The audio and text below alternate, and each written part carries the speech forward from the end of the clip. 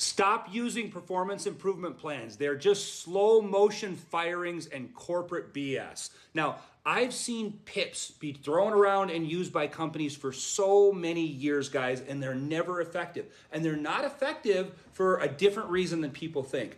PIPs, which if you don't know, performance improvement plans, are set out to be 90 to 150 day programs where the manager micromanages somebody back up to success that is struggling.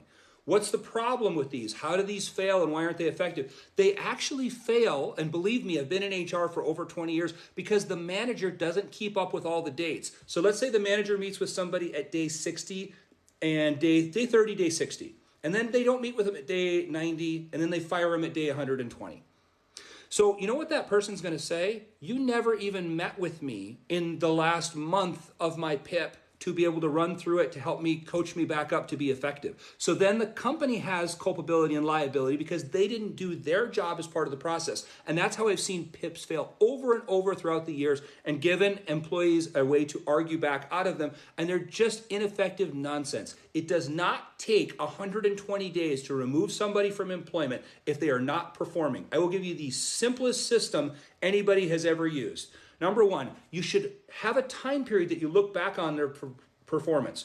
Everybody can have a bad month. Everybody can have a bad 2 months. Maybe their home life is bad. Maybe their car broke down. They have back taxes. Their wife's left them. Who knows, whatever it happened to be. Everybody can have a couple of rough months. You know what?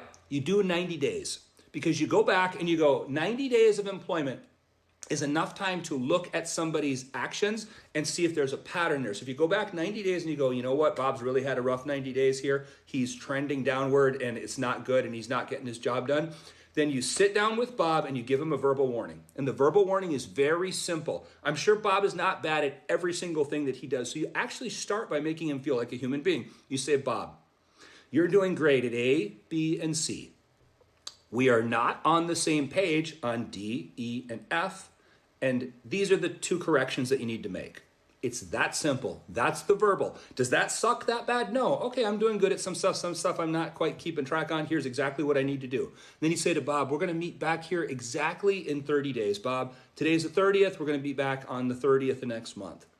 Now, even if Bob is doing great at that point and he's going to come off of discipline, you still have to meet with him in 30 days because Bob's going to be walking around with his head hung, feeling like you're mad at him for the next 30 days or until afterwards, until you keep to that. So even if he comes off of discipline, let him know, hey, you've been doing great for 30 days. Your discipline is, you've come off of it. You're doing okay again. You're back on normal employment.